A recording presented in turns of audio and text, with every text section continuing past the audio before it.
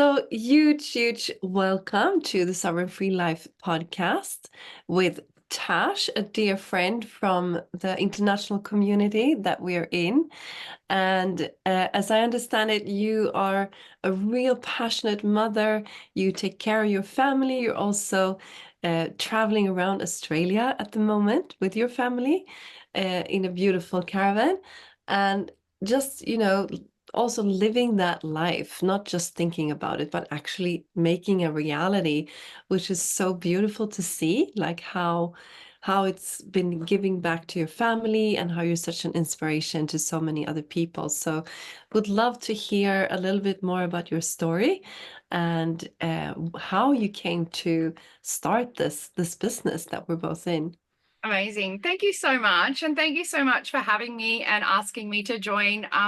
I absolutely love this business. So hi, I am Tash and I am a farmer from central New South Wales in Australia.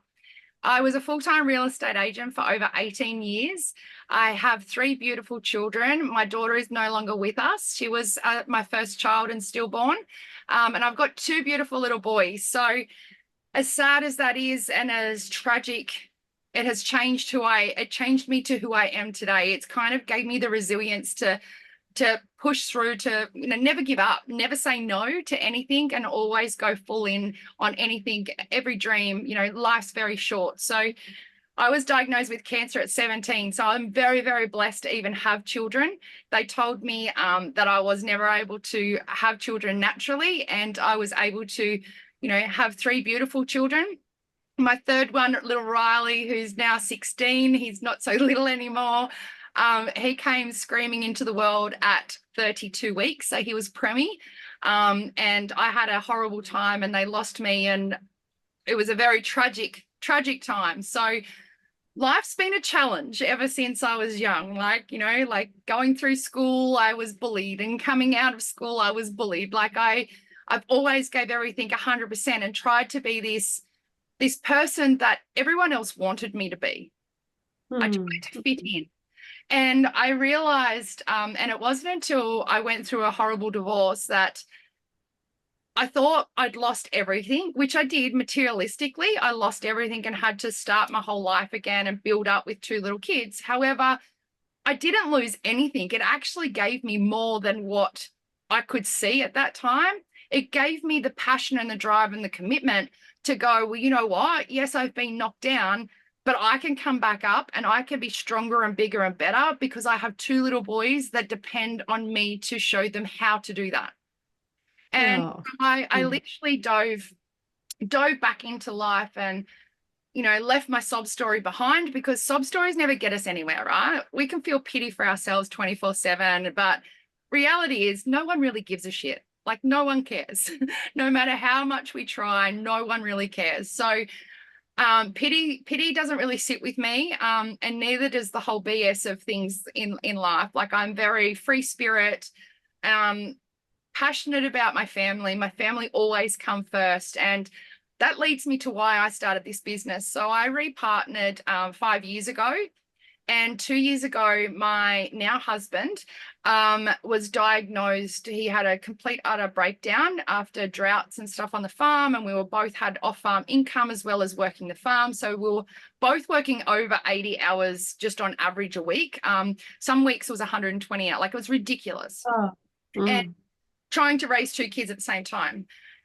And it wasn't until he got diagnosed with bipolar and psychosis that I was like, holy hell, like this, how are we going to survive? Like we were working our backsides off, burnt out, and still on struggle street, still trying to stay afloat, still trying to get somewhere. And even to put $50 away a week or a fortnight just to go on a holiday at the end of the year was like a very hard task for us.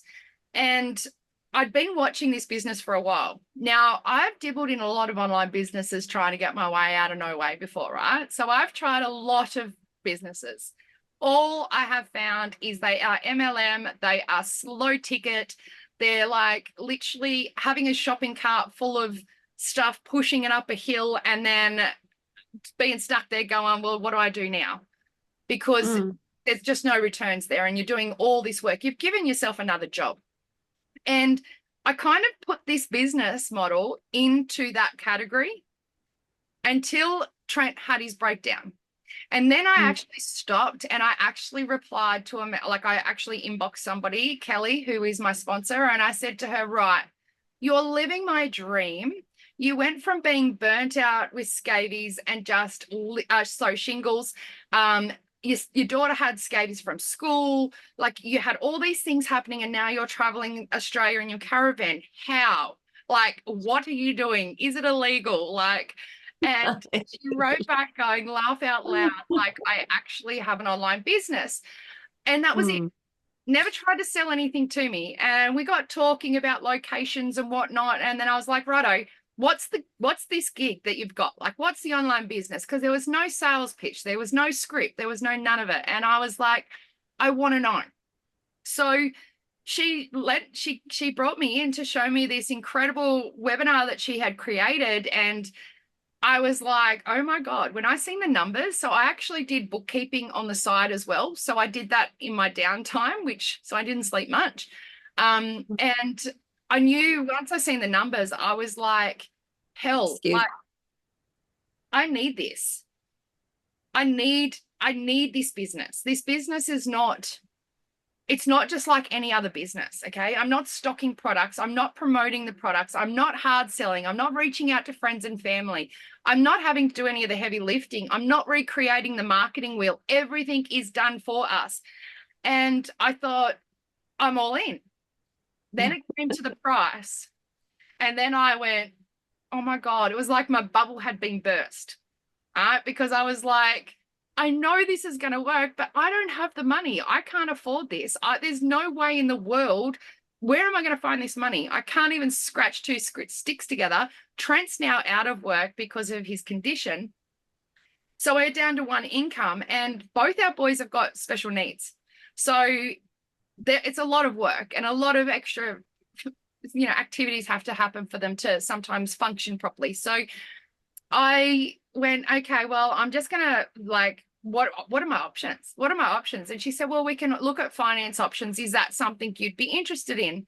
I was like, let's have a crack. Like, I don't have a credit card because it's maxed out. So, my chances are going to be very slim, but let's have a go, because there's no point not having a go, because I knew it was going to work. I'd seen proof of other people. I believed in Kelly because she was a real person chatting to me. There was no script. There was no bullshit, really. Like, that's the bottom line. There was no BS in the whole conversation. And here I am, just over 2.5 years now. Literally within 6 months, I had made my first 100K. I was able to leave my job. Trent never had to go back to his job. 6 months after that, we literally leased the family farm out for my parents. We don't get any backlash from that at all. That's all my parents, but we leased it out for them because we wanted to hit the road. Our mental health and what we had gone through, nothing's worth it. Nothing's worth that. Nothing's worth building someone else's dream. So we decided to pack up and live our dream. And we packed our house, rented it out, put all our stuff in a storage container, bought a caravan, and hit the road. And we've been on the road to just not quite 12 months now. And there's been a lot of hurdles. Hasn't been sailing. We had our caravan ruined. My nan passed away and we had to fly home. And when we returned, we found our caravan was completely destroyed with probably 50% of our belongings. And so that was a pretty hard pill to swallow. But this business allowed me to not have to stress about that, like, oh my God, we have to go home now. We have to move back into our house. But hang on, it's rented. We can't move back in there. And we were like, okay, that's fine. It is what it is. Like, this business has an endless flow of money coming into our accounts. This business works without us having to physically be there 24/7. We'll just go buy a new one. So that's exactly what we did. We drove to the locations around Australia where there was caravans that ticked all our boxes, and we bought our actual dream caravan. And here we are. We just bought our dream car to pull the caravan. Like, we upgraded our car and had a $50,000 wedding that was a very, very small wedding, but we had fireworks and we did everything. We went to Vanuatu fishing for our honeymoon, things we'd never ever, like we pinch ourselves and think, where did this life come from? How did we end up here? Like, if I didn't make this decision, where would we be right now? And Oh. that kind of leads me to like the anxieties of life, right? So I was very anxious about starting this business. Don't get me wrong, I had the fear, like everyone, that's natural. However, Mm. my dream was always to travel Australia, but I had the most excruciating fear, and I don't know, like I actually had the sweats when it came time to us packing the car and the caravan and we were ready to drive out. I actually burst into tears and I looked at Trent. I said, I don't know if we're doing the right thing.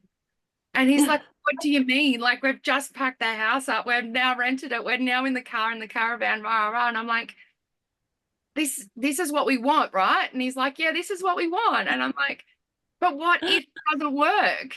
And he said, but what if it does? And I was like, duh, like it's no different to the business when I wanted to start the business, but actually having your reality come true and those Mm. and goals come true, guys, you will still have fears when they actually do come true, thinking like, is this the right decision? When we bought the Mm. brand new caravan, was that the right decision? You know, it was the right Definitely. Yeah, decision. yeah. Oh my God. Thank you. Thank you for sharing that. And we also lived in a caravan for 9 months, me and my family. So I know exactly. And that feeling also like, oh my God, what are we doing? Like we just packed our stuff into like a storage and I just went away because it was my husband's dream to do that, and I'd retired him, after 2 years into the business. But then it's just, of course, it's not easy all the time. We also have two kids and a dog, like in a caravan. But the It has its freedom, challenges, you trust me. know, It has its yeah, challenges. it And has. I mean, the freedom of it, like just, okay, where do we want to go now? Like, yeah, where do we want to go today? And and just, some days that's a standing in the challenge for us. forest or by the ocean, or we went up skiing up north for like many, many weeks. And yeah, just, the freedom of it was Some days amazing. it's a challenge for us to actually figure out where we want to go next. And we're like, imagine if we had a job, like imagine if we had to actually be on someone else's schedule. We wouldn't have coped. Like getting a car service gives us anxiety. We're like, what do you mean we can't get in until next week? Like, what are you guys doing? Like, we need it done today. Yeah, exactly. But isn't it also about really, like you said, it's kind of like a fear of your dreams becoming reality in a Yep. way? Yeah. Because in one way, I've really kind of thought about this, that in a way you lose your dream. Like it's not a dream any longer. Yep. It's sometimes you feel safe having it as a dream in your Yep. head. Yep. And then And when then when it it actually comes happens, through, it's like, okay, just receive, come on. Like, and what do we? And then there's times where you'll sit there after it comes true, and you're like, pinch me now, like, and then it sinks in, and then you go, okay, so what next? Like, what do we dream up next? Like, and like Vanuatu is something we've always wanted to go there fishing. We love fishing. We're literally traveling Australia fishing places. Like, that's really, that's what we want to do. amazing. So when we looked on, everyone kept asking us at our wedding, and I mean, we only had 50 people. We only had our closest friends and family. We didn't want a big hoo-ha, booked a whole resort out just for us and our guests. And it was so incredible because we got a week holiday with everybody as well as we got married. And everyone kept saying, where are you going for your honeymoon? I'm like, what are you talking about? We live on one big honeymoon. Like, I don't know what you're talking about. And we stopped and thought, we went, maybe should we go on a honeymoon? Like, is it what we're meant to be doing, right? And we looked on Facebook and we were scrolling away one day and the fish were on in Vanuatu and it's on our list to fish. And we were like, righto, let's go to Vanuatu. So we booked flights and next week went to Vanuatu for 2 weeks fishing. Oh, wow. That was a cool because Trent got to fly business class for his first time. I got to fly business class for my first time when I went to Japan this year to receive my award. On stage in front of 8,000 people was like very daunting. However, it was incredible and it was just such an incredible atmosphere. And but being able to meet everyone in person, the community we have here is like second to none. Like there's nothing else in the world like this. Mm, Like one big mm. family. Yeah, I so agree. Like some of my best friends today, like I've met through this community, and it's like also talking to you, you can hear yourself in all these stories, like all over the world. It's like, yeah, and also the steps of overcoming the fear, which Yep. you've done, which is so brave, and all the tough things that we go through life where we here like really get to be ourselves, like show everything, all the facets. We're not doing anything but just showing up, sharing our stories, being ourselves, which you really do. Like that's so beautiful to hear. I do. Oh. I was very a very closed off person. Had a lot of fear of what other people would say and think. And Mm, as I grow in this business, so does my vulnerability of actually speaking the truth of my story. Like it wasn't until recently I was actually talking with one of my team members that I've been supporting and she's going great guns at the moment. And we have so many things in common. And I was like, I've always wanted to talk about this, but I'm really scared to. And like the fact that Trent having bipolar, that's something that, my little community know, but the outside world don't know because people soon judge. And then when you put a label on something like that, then they put a label on the person. And that's not the case. And I don't like doing a label. That's why I say my kids have additional needs, like special needs. They have actual labels, but I don't give them the labels because that doesn't define who they are. Um, mm, and I've just started talking about the whole bipolar and what it's like to live with someone with bipolar. It's like being on a scary roller coaster at Dreamworld in Brisbane. Sometimes it's like 1 minute you're up, next minute you're down and up and down, and some days you don't know who you've got, and then next minute, he's back. So yeah, it's always this, but we laugh it out. We don't cry about those moments. We laugh it out and go, this is the life we get to live, and if we don't have to please anybody else. mm, mm. Oh, beautiful. That's such a beautiful way to put it. I also have a boy with special needs, if you call it that, like light autism, but it's like it's just a genius, Mark, you know? You can watch it in different ways. Like he is a genius in like driving motocross, in what he goes into for the moment. So it's more like I guess these diagnoses, you can use them to judge, or you can support that Yep. individual Yep. to flower with that, like those special abilities in a way, or that special way of being. So if you Like us as use it, well. Is because I know I have friends also that kind of, yeah, that feel sadness about their kids if they find out that they have special needs. And of course, any kind of change creates some emotion and it can be hard, you know. But then it's really, in my experience that um yeah, like you say, if you don't please anyone, if we're just our family and we're super happy, and we can be with each other like all the time as much as we want, and support each other, I mean, then it can just be a great plus if you know and accept each other. Yeah. 100%. And But that's what it is. It's just a matter of having a special need or having a diagnosis is just a different way.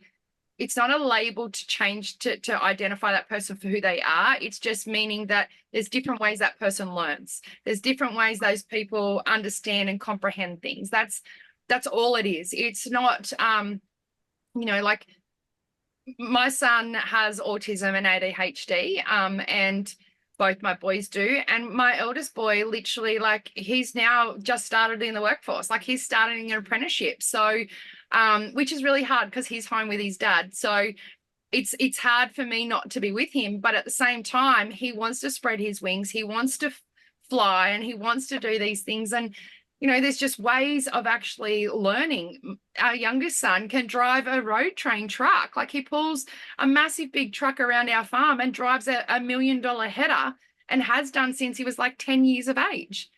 But you put him in the classroom and he can't read and write. And he hmm, struggles with that, but that's okay because I'm dyslexic, and a lot of people wouldn't even know that. You know, Mm. unless they read some of my stuff, sometimes there is spelling mistakes, sometimes there's grammar mistakes. And if I'm having a bad day, there are some of those. And um, I used to stress and want my stuff proofread in case of that because I didn't want to be judged. I didn't want to Mm. be judged as I used to be called a retard in school. I used to be called Oh, dumb and not no. worthy. My school teachers even stated that I'd become nothing, said to my parents that she will become nothing. Oh, oh my God. So I'm sorry. I was That's so. always really fearful of that. And when I first started the business, I used to have my husband read over my stuff before I'd press post. Now, he used to get frustrated doing that. And one day he cracked it and didn't want to do it. He was having a bad time. And I was like, right, I've just got to do it. And I did it. And yeah, I have had a couple of little backlashes of people saying you have to be a fraud because you can't spell, or, so many spelling mistakes or grammar. And I'm like, if you want to believe that, you go right ahead, because that means nothing to me. I have dyslexia. It's who I am. Yeah, yeah, I don't let it dictate to me what I can and can't do. I have a crack at what I want to do. And I love my life. I love being who I am. I love showing that I'm not perfect, because who is perfect? yeah, Like, yeah. Oh, that's beautiful. And I think this fear of being judged is can be so strong for people, you know? put on a pedestal. Like there's such a high standard that the society want us to be. And it's Mm, it's just the way we've all been conditioned. mm. It's just a box that we think that we need to fit into that I actually had a a launch like a presentation like out of the box into abundance. It's really Oh, climbing out of the box that people think that you should be in, yeah. because I was also like had done all the like was a trained teacher, had the house, the kids, but did it give me like the happiness, like the peace? Like like you said, it was work, work, work, and no, like keeping your head above water, like almost feeling Yes. like you're drowning, like yeah, and then Look, I sitting literally there, it's like, there's another way. Come on, guys. I built a multi-million dollar franchise for my principal for the real estate. 18 years I gave my life and put him first and put his business first before myself, sometimes before my children, because Mm, I had to earn money. I had to survive. Um, mm, and I followed this rainbow of the corporate ladder of climbing up to get the golden pot. And I got to the golden pot and it was crap. It was yeah. not worth getting there to. Like, and I look back now and I sit and think, well, you're the one. I created your dream, the dream you're living right now. I created that, and I got nothing from that. So, Mm, yeah, it's crazy, but But I it's wouldn't so, change it. This is the best business that I've ever. And I love the fact that we're building something for our own families, for us, not for somebody else. yeah, yeah, exactly. The time that you put in is in your family, in your long-term plan, Yeah. in your own life. Yay. So would love to hear a little bit about like moving forward. Like what is your broader vision, and what does this what is freedom for you? Like what is, we've talked about it a lot, but how do you see this expanding? So freedom for me is choices, right? Having choices to, like, each day not have to be somebody else's minion and be my own. Choice, the fact that the freedom for my children. So my goal right now is Trent and I are actually financially free for the first time in our lives. Like, we are abundantly free of any debt. We own a beautiful home still. We've paid it off. We've got a beautiful $150,000 caravan, a $200,000 ute, and we own it all. So our abundance now is setting our children up. So then they're going to have money to be able to buy their first home. So we're going to start looking at more investment property. So we can buy investment property that we can give to our children, to one child each, and literally just help some and support more families. Because if we can do this, why can't other people? And why do they have to stay trapped? Like, it is no secret. It's no secret what we do whatsoever. We love it. We scream it from the rooftops, right? And once you're in here and you'll understand why we scream it from the rooftops, because the business itself is like next level, but then the community and the support and our systems and tools are just like you've never seen before. They're like the missing parts of your puzzle, and they complete you. They complete your heart, really, don't they? Because that's how I feel. So Mm, yeah, mm.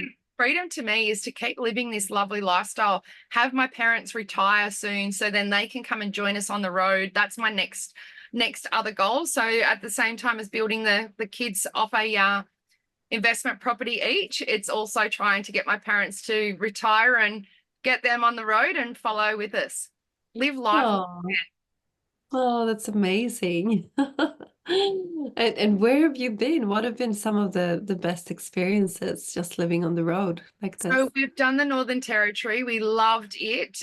We came across to North Queensland and then went our way down to the East Coast. And then we hit a whole heap of horrible weather. So we came back up and to the North Queensland, and we've just been doing some trips around here.